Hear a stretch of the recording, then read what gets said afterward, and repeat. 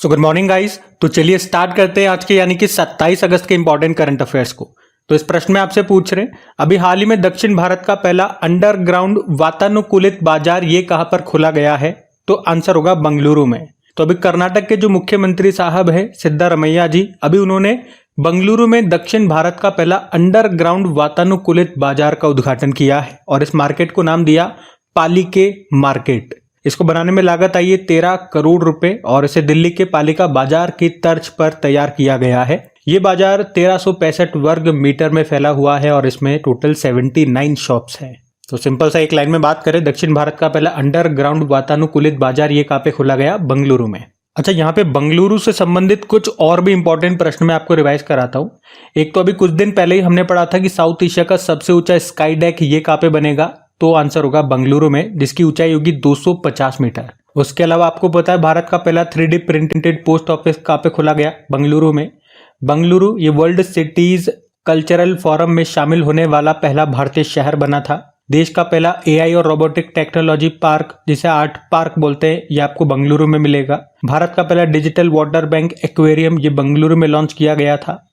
देश का पहला अंडरग्राउंड पावर ट्रांसफार्मर कहाँ पे स्थापित किया गया था? बंगलुरु में ही। और बंगलुरु में भारत का पहला स्वदेशी बम वर्षक मानव रहित विमान, जिसका नाम है FWD-200B, इसका भी अनावरण किया गया था। तो बंगलुरु से ये सारे पॉइंट्स और ध्यान में रखना।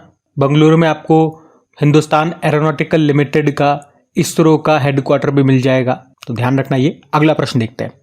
फिर अगले प्रश्न में पूछ रहे हैं, हाल ही में लद्दाख में कितने नए जिले बनाने की घोषणा की गई है? तो आंसर होगा 5। अभी हमारे जो गृह मंत्री हैं अमित शाह, जिनके पास सहकारिता मंत्रालय भी है, याद रखना, और अभी इन्होंने लद्दाख में 5 नए जिले बनाने की घोषणा की है। इन 5 नए जिलों के नाम क्या हैं? जांस्कर, द्रास, शाम, नुब्रा, चांगथांग। और आपको पता है इससे पहले यहाँ पे 2 ही जिले थे, लेह और कारगिल। अब टोटल 7 हो जाएंगे। आपको तो याद होगा 31 अक्टूबर 2019 को जम्मू कश्मीर और लद्दाख 2 यूनियन टेरिटरी में बांटा गया था। और कौन सा आर्टिकल यहां से हटाया गया था? आर्टिकल 370। तो अब इन नए जिलों के बनने के बाद अब केंद्र सरकार और लद्दाख प्रशासन लोगों तक आसानी से पहुंच सकेगी और अब इन पे ज्यादा ध्यान दिया जाएगा। अब मैं आपको लद्दाख ले चलता हूं। पहला ये रहा मैप में लद्दाख। यहाँ के लेफ्टिनेंट गवर्नर कौन है? BD मिश्रा हैं। यहाँ पे लोसर फेस्टिवल मनाया जाता है, स्पितुक गस्तर फेस्टिवल, हेमिस फेस्टिवल यहाँ पे मनाया जाता है। आपको याद है भारत का पहला डार्क नाइट स्काई रिजर्व कहाँ पे बनेगा? लद्दाख के हैंडले में।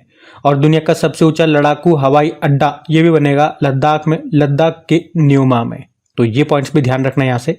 अब एक प्रश्न मैं आपसे पूछ लेता हूँ चलो, कि भारत का सबसे बड़ा क्षेत्रफल एरिया वाइज सबसे बड़ा जो नेशनल पार्क है वो कौन सा है? और ये सबसे ऊंचाई पर स्थित, भारत का सबसे ऊंचाई पर स्थित नेशनल पार्क भी है। आपको बताना है उसका नाम क्या है। ठीक है, अभी अगले प्रश्न की ओर बढ़ते हैं। फिर पूछ रहे हैं, माउंट किलिमंजारो को फतह करने वाले सबसे कम उम्र के एशियाई कौन बन गए हैं? तो आंसर होगा तेकबीर सिंह। तो पंजाब के रोपड़ के 5 साल के हैं ये बालक, जिनका नाम है तेकबीर सिंह, और अभी ये माउंट किलिमंजारो को फतह करने वाले सबसे कम उम्र के एशियाई बन गए हैं। माउंट किलिमंजारो ये अफ्रीका महाद्वीप की सबसे ऊंची पर्वत चोटी है जो तंजानिया देश में स्थित है। इसकी हाइट की बात करेंगे तो 19,340 फुट है। मीटर में बात करोगे तो 5,895 मीटर इसकी ऊंचाई है। और इस तरह से उन्होंने सर्बिया के ओगनजैन जिवकोविच के रिकॉर्ड की बराबरी कर ली है। किसने?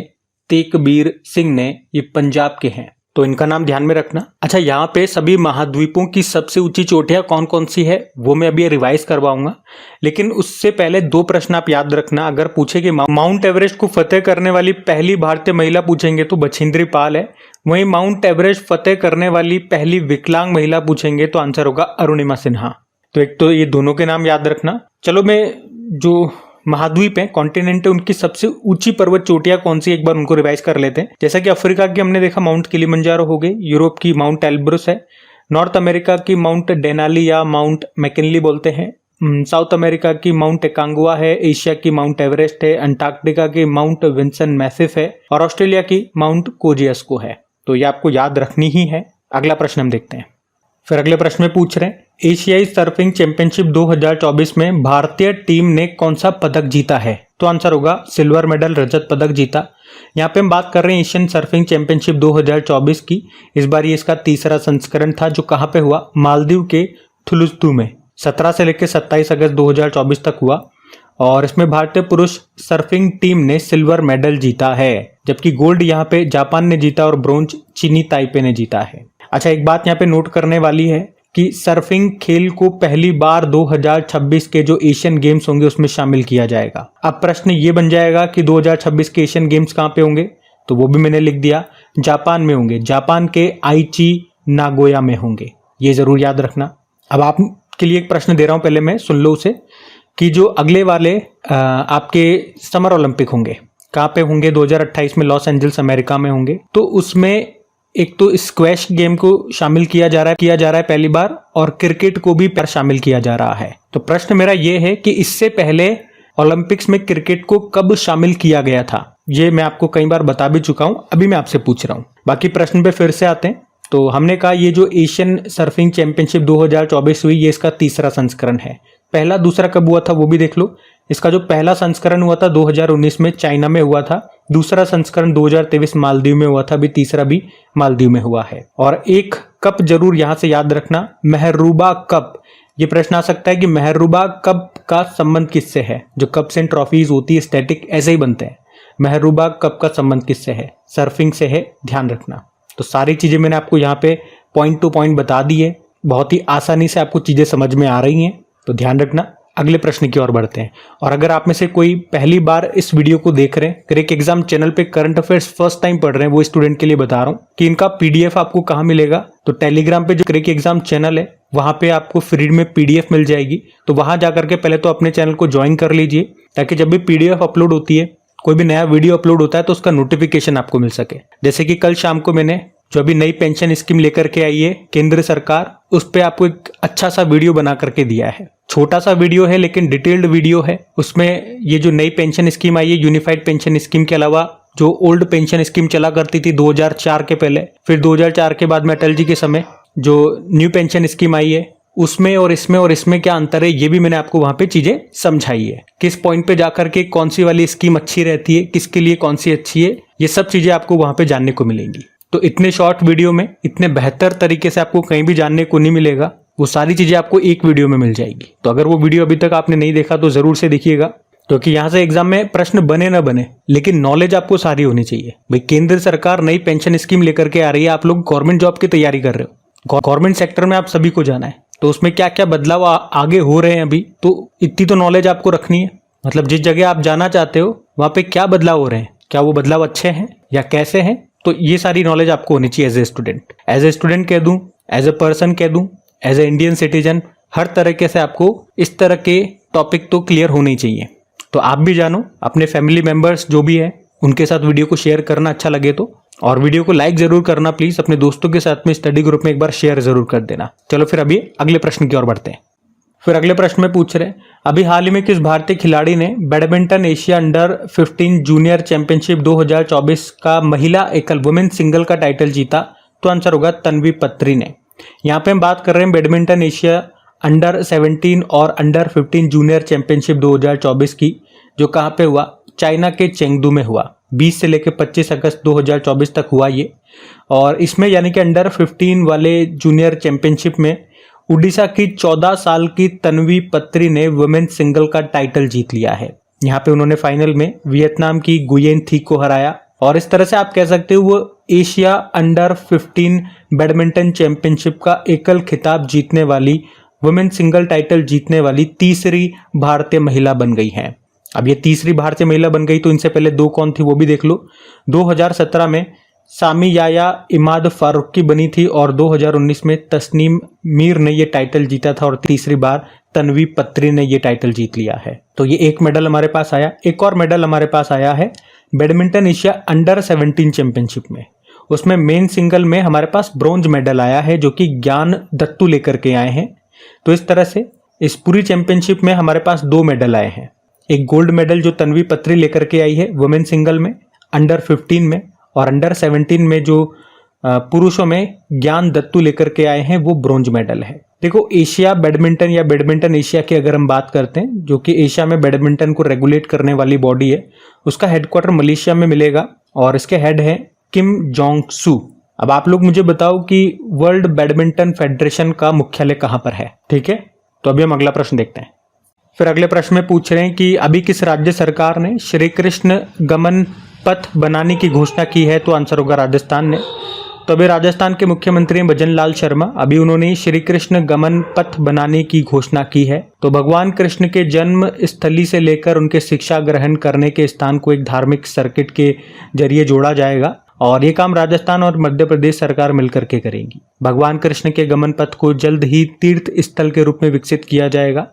इसमें मध्य प्रदेश के उज्जैन के सांदीपनी में भगवान कृष्ण की शिक्षा जहाँ पे उन्होंने हासिल की थी उसे, और मध्य प्रदेश के जनापाव में भगवान परशुराम ने उन्हें सुदर्शन चक्र दिया था वो स्थल, और धार के पास अमझेरा में भगवान का रुक्मणी हरण को लेकर के युद्ध हुआ था वो स्थल हो गया।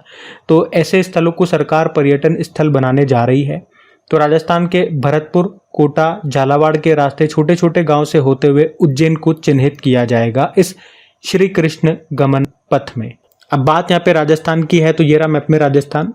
कैपिटल जयपुर हो गई, मुख्यमंत्री नए बने थे भजन लाल शर्मा है, गवर्नर भी नए बन गए अभी, हरिभाव बागड़े, याद रखना। और यहाँ का राजकीय पशु चिंकारा है और ऊंट है। राजकीय पक्षी गोडावन, ग्रेट इंडियन बस्टर्ड जिसे बोलते हैं। राजकीय पुष्प रोहिड़ा है और राजकीय वृक्ष खेजड़ी का है।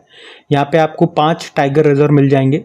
Ranthambore tiger reserve, Sariska tiger reserve, Mukundra tiger reserve, Ramgarh Vishdhari tiger reserve और धौलपुर करौली टाइगर रिजर्व। अच्छा, वैसे याद रखना कि भारत में सबसे बड़ी अंतर्देशीय खारे पानी की जो झील है, खारे पानी की जो सबसे बड़ी झील है अंतर्देशीय यानी कि इनलैंड सॉल्ट वाटर लेक की बात कर रहे हैं, तो आपको राजस्थान में मिलेगी कौन सी, सांबर लेक है। और जो आप उड़ीसा की चिल्का लेक है वो क्या है, वो आप कहोगे कि भारत की सबसे बड़ी खारे पानी की लगून झील है। ये अंतर थोड़ा सा ध्यान में रखना। बाकी कुछ और पॉइंट्स मैं आपको राजस्थान से रिवाइज कराऊं तो कुछ समय पहले हमारे जो वाइस प्रेसिडेंट है जगदीप धनखड़ जी, उन्होंने बांध सुरक्षा पर अंतर्राष्ट्रीय सम्मेलन का उद्घाटन किया था जयपुर में। यहाँ के उदयपुर की कोफ्तागिरी मेटल क्राफ्ट को, बीकानेर की कशीदाकारी शिल्प को, बीकानेर की उस्तकला शिल्प को, जोधपुर की बंदेज शिल्प, राजस्थान के नाथद्वारा में बनाई जाने वाली पछुआई पेंटिंग, इन सबको जीआई टैग मिला था। अभी पहले प्रीमियर वॉलीबॉल लीग का आयोजन ये जयपुर में हुआ था, जिसको महाराष्ट्र ने जीता था। देश का पहला गिग वर्कर्स बिल पारित किया गया था राजस्थान में ही। Right to sight, right to health policy को लागू करने वाला पहला राज्य राजस्थान है। राजस्थान के सीकर में लक्की मेले का आयोजन होता है। अंतर्राष्ट्रीय मरु फेस्टिवल का आयोजन यहीं पे होता है जैसलमेर में। ऊंट महोत्सव का आयोजन भी राजस्थान में होता है, राजस्थान के बीकानेर में। और याद हो आपको तो मोदी जी ने राजस्थान के सीकर में यूरिया गोल्ड को लॉन्च किया था मृदा में सल्फर की कमी को दूर करने के लिए। तो ये राजस्थान से कुछ पॉइंट्स हमने रिवाइज करे, ध्यान में रखना। अगला प्रश्न देखते हैं। फिर अगले प्रश्न में पूछ रहे हैं, हाल ही में जारी नाइट फ्रैंक के प्राइम ग्लोबल सिटीज इंडेक्स में कौन टॉप पर रहा, तो आंसर होगा मनीला। तो अभी प्रॉपर्टी कंसल्टेंसी फर्म है नाइट फ्रैंक, उसने प्राइम ग्लोबल सिटीज इंडेक्स को जारी किया है और इसमें बताया गया कि किस शहर में सबसे ज्यादा रियल एस्टेट की कीमतें बढ़ रही हैं। तो फिलीपींस की कैपिटल मनीला में प्रॉपर्टी के दाम बड़ी तेजी से बढ़ रहे हैं। यहाँ पे हर साल 26% की तेजी देखी जा रही है प्रॉपर्टीज में। वहीं भारत में अगर बात करें तो मुंबई में ये तेजी 13% की और दिल्ली में 10.6% की है। तो इस हिसाब से इस इंडेक्स में टॉप पर मनीला को रखा गया है, दूसरे स्थान पे मुंबई को, तीसरे पे दिल्ली और चौथे पे लॉस एंजल्स है। अच्छा, मनीला से याद आएगा एशियन डेवलपमेंट बैंक का हेडक्वार्टर कहाँ पर है, मनीला में ही है। अब ये रैंकिंग एंड इंडेक्स वाला प्रश्न है, तो आपको 2024 की जो भी इंपॉर्टेंट इंडेक्सेस हमने पढ़े हैं, रैंकिंग सूचकांक हमने पढ़े हैं, वो मैं आपको रिवाइज कराता हूँ। और वैसे भी बहुत दिन हो गए रैंकिंग हमने रिवाइज किए, तो चलो आ जाओ फिर। देखो, इस साल सबसे पहला इंडेक्स हमने पढ़ा था करप्शन परसेप्शन इंडेक्स। इसमें भारत 93 पे था, टॉप पे डेनमार्क था, इसको जारी किया था ट्रांसपेरेंसी इंटरनेशनल ने। फिर स्वच्छ सर्वेक्षण 2023 आया था और इसमें सबसे क्लीन सिटी 2 हैं इस बार, इंदौर और सूरत। इसके अलावा कुछ और पॉइंट्स इसमें शामिल किए गए थे, इनको ध्यान से सुनना, यहाँ से प्रश्न एग्जाम में आ चुके हैं। जो भी नए स्टूडेंट्स हैं उनको बता रहा हूँ, पुरानों को तो याद है। तो 1 लाख से कम आबादी में अगर बात करेंगे तो सबसे स्वच्छ शहर ये महाराष्ट्र का सासवद है। सबसे स्वच्छ छावनी बोर्ड महू छावनी बोर्ड है। राज्यों में महाराष्ट्र टॉप पर है, तो सबसे स्वच्छ गंगा शहर वाराणसी और प्रयागराज को बताया गया था और सफाई मित्र शहर चंडीगढ़ है। हिम तेंदुआ रिपोर्ट आई थी और ये प्रश्न अभी किसी एग्जाम में आया था, आप ही में से किसी स्टूडेंट ने मुझे बताया कि ये हिम तेंदुआ के नंबर पूछे गए थे, टोटल स्नो लेपर्ड कितने हैं भारत में, तो 718 हैं। सबसे ज़्यादा लद्दाख में है 477 और सबसे कम जम्मू कश्मीर में है 9। उसके अलावा लोकतंत्र सूचकांक डेमोक्रेसी इंडेक्स 2023 में भारत 41 पर है, टॉप पे नॉर्वे है। इसको इकोनॉमिस्ट इंटेलिजेंस यूनिट ने जारी किया। वैश्विक बौद्धिक संपदा सूचकांक 2024 आया, यानी कि world intellectual property index, Bharat 42 पे है, टॉप पे अमेरिका है। इसको जारी किया यूएस चैम्बर ऑफ कॉमर्स ने। लैंगिक असमानता सूचकांक 2022 आया, भारत 108 पे है, टॉप पे डेनमार्क है। इसको जारी किया यूनाइटेड नेशन डेवलपमेंट प्रोग्राम ने। और मानव विकास सूचकांक ह्यूमन डेवलपमेंट इंडेक्स 2022 आया था, इसमें भारत 134 पे है, टॉप पे स्विट्जरलैंड है। इसको भी यूनाइटेड नेशन डेवलपमेंट प्रोग्राम ने ही जारी किया था। बाकी वर्ल्ड हैप्पीनेस इंडेक्स आया, उसमें भारत 126वें स्थान पर है, टॉप पे फिनलैंड है, यूनाइटेड नेशन ने जारी किया। ग्लोबल फायर पावर इंडेक्स आया, भारत 4थे स्थान पर है, टॉप पे अमेरिका है। बिजनेस एनवायरनमेंट रैंकिंग 2024 आई, भारत 51 पे, टॉप पे सिंगापुर, इकोनॉमिस्ट इंटेलिजेंस यूनिट ने जारी किया। ग्लोबल यूनिकॉर्न इंडेक्स 2024 आया, भारत 3रे स्थान पर है, टॉप पे अमेरिका, फिर चाइना है, हुरुन ने जारी किया। दुनिया का तीसरा सबसे बड़ा ई मार्केट प्लेस, ये गवर्नमेंट ई मार्केट प्लेस बना जो भारत का है दूसरे, और इसमें पहले स्थान पे साउथ कोरिया का ई मार्केट प्लेस है। और साइबर क्राइम इंडेक्स में भारत 10वें स्थान पे था, टॉप पे रशिया है। वर्ल्ड प्रेस फ्रीडम इंडेक्स 2024 में भारत 159 पर है, टॉप पे नॉर्वे है। इसको रिपोर्टर्स विदाउट बॉर्डर ने जारी किया। Travel and tourism development index 2024 में भारत 39 पे है, टॉप पे अमेरिका है, वर्ल्ड इकोनॉमिक फोरम ने जारी किया। ग्लोबल सिटीज इंडेक्स 2024 में टॉप पे न्यूयॉर्क रहा, और इसमें भारत में तो टॉप पे दिल्ली है, लेकिन वैसे दिल्ली 350वें स्थान पर है। उसके अलावा पर्यावरण प्रदर्शन सूचकांक 2024 आया था, इसमें भारत 176 पे है, टॉप पे एस्टोनिया है। ग्लोबल जेंडर गैप इंडेक्स 2024 आया, उसमें भारत 129 पे, टॉप पे आइसलैंड है, वर्ल्ड इकोनॉमिक फोरम ने जारी किया। ग्लोबल पीस इंडेक्स 2024 आया, भारत 116वें स्थान पर है, टॉप पे आइसलैंड है। इसको Institute of Economic and Peace ने जारी किया। ग्लोबल एनर्जी ट्रांजिशन इंडेक्स में भारत 63 पे है, टॉप पे स्वीडन है, वर्ल्ड इकोनॉमिक फोरम ने जारी किया। वर्ल्ड इन्वेस्टमेंट रिपोर्ट 2024 आई, भारत 15 स्थान पे, टॉप पे अमेरिका है, अंकटाड ने जारी किया। सस्टेनेबल डेवलपमेंट इंडेक्स 2024 आया, भारत 109वें स्थान पर है, टॉप पे फिनलैंड है। अच्छा, ये भी मैं आपको बता दूं कि जो हमारे सस्टेनेबल डेवलपमेंट हैं कितने हैं, 17 हैं। कब तक पूरे करने, 2030 तक पूरे करने, ये बातें आपको सबको पता है।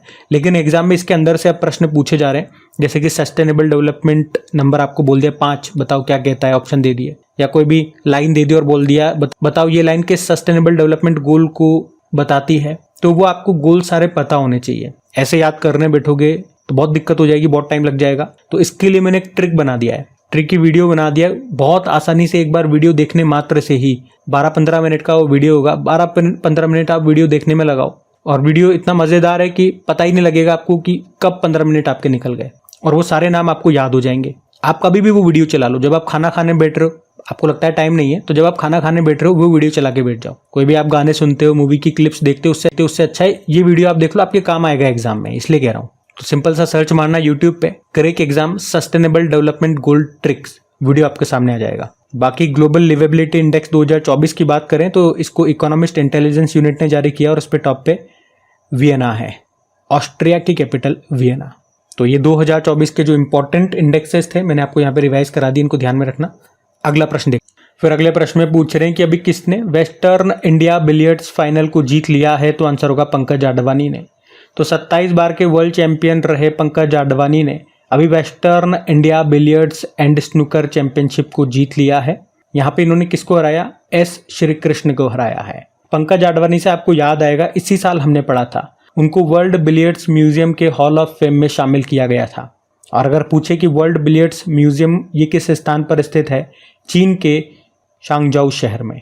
पंकज आडवाणी, इनको 2004 में अर्जुन अवार्ड मिला था, 2006 में मेजर ध्यानचंद खेल रत्न पुरस्कार, 2009 में पद्मश्री, तो 2018 में पद्म भूषण इनको मिला था। तो इनका नाम ध्यान में रखना पंकज आडवाणी का। अगला प्रश्न देखते हैं। फिर अगले प्रश्न में पूछ रहे हैं कि कौन सा राज्य सार्वजनिक इलेक्ट्रिक व्हीकल चार्जिंग स्टेशनों के साथ भारत में टॉप पे रहा, तो आंसर होगा कर्नाटक। तो अभी ब्यूरो ऑफ एनर्जी एफिशिएंसी ने बताया कि कर्नाटक में देश में सबसे ज्यादा सार्वजनिक इलेक्ट्रिक व्हीकल चार्जिंग स्टेशंस हैं। कितने हैं, 5765, जिसमें से 85% तो बेंगलुरु में है। उसके बाद दूसरे स्थान पे महाराष्ट्र है, यहाँ पे 3728 इलेक्ट्रिक व्हीकल चार्जिंग स्टेशंस हैं। फिर तीसरे पे उत्तर प्रदेश को रखा है और चौथे पे दिल्ली को रखा है। तो सबसे ज़्यादा कर्नाटक में है, ये ध्यान में रखना। अच्छा, इलेक्ट्रिक व्हीकल से एक डे भी होता है, वर्ल्ड इलेक्ट्रिक व्हीकल डे, ये 9 सितंबर को मनाया जाता है, ये आप ध्यान में रखना। अगला प्रश्न हम देखते हैं।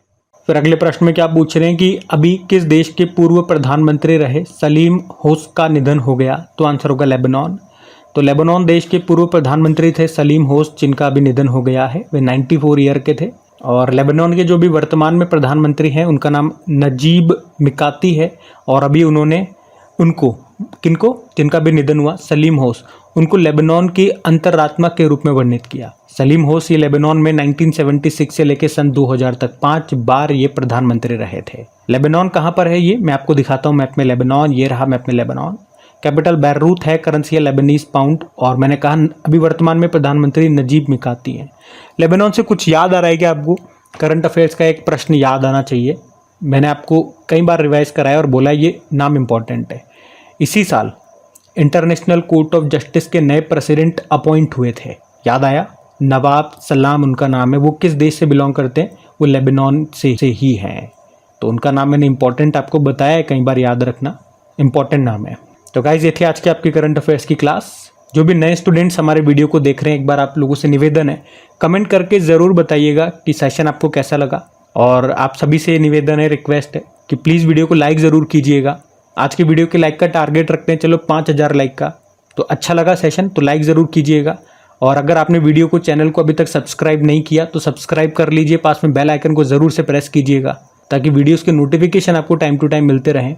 कोई भी वीडियो आपसे मिस ना हो उसके लिए टेलीग्राम को ज्वाइन कर लीजिए। बाकी PDF मैंने आपको बता ही दिया है। चलो अभी कल के करंट अफेयर्स का मैं आपको क्विक रिवीजन करा दूं, फिर हम सेशन एंड करते हैं। तो यहाँ पे हम 26 अगस्त के इंपॉर्टेंट करंट अफेयर्स का क्विक रिवीजन कर रहे हैं। पहला प्रश्न पूछा, यूनिफाइड पेंशन स्कीम को लागू करने वाला पहला राज्य बन गया कौन सा? महाराष्ट्र। और इसके ऊपर डिटेल वीडियो मैंने बना दिया है, वो जरूर से देख लीजिएगा। और भारत सरकार ने ग्रीन अमोनिया निर्यात के लिए पहला समझौता किसके साथ किया? जापान के साथ। ऑनलाइन समन और वारंट जारी करने के नियमों को अधिसूचित करने वाला पहला राज्य कौन सा है? मध्य प्रदेश है। किस राज्य ने महिला पुलिस को 1 साल का मातृत्व अवकाश देने की घोषणा की? तो आंसर होगा तमिलनाडु। किसने सैन्य सेवा लागू करने की घोषणा की? क्रोएशिया। अत्यधिक रेडियोधर्मी धातु कैलिफोर्नियम को कहाँ जब्त किया गया? बिहार में। नटाल इंडियन कांग्रेस की 130वीं वर्षगांठ मनाई गई, इसकी स्थापना कहाँ पे हुई थी? South Africa. कनाडा की खनन फर्म ने 2492 कैरेट का दुनिया का दूसरा सबसे बड़ा हीरा कहाँ पे खोजा? बोत्सवाना। नेगोशिएबल इंस्ट्रूमेंट एक्ट के मामलों को संभालने के लिए देश का पहला डिजिटल कोर्ट कहाँ पे शुरू हुआ? केरल। और आखिरी प्रश्न पूछा कि भारत सरकार और डेनमार्क ने स्वच्छ नदियों पर स्मार्ट प्रयोगशाला परियोजना का अनावरण कहाँ पे किया? वाराणसी। चलो भी कल का होमवर्क प्रश्न देखते हैं और सेशन एंड करते हैं। तो कल के वीडियो में पूछा था त्रिशूर पुरम उत्सव ये कहाँ पे मनाया गया? तो आंसर होगा केरल में। आप सभी ने प्रश्न का बिल्कुल सही उत्तर दिया। अब ये रहा आज का आपका होमवर्क प्रश्न।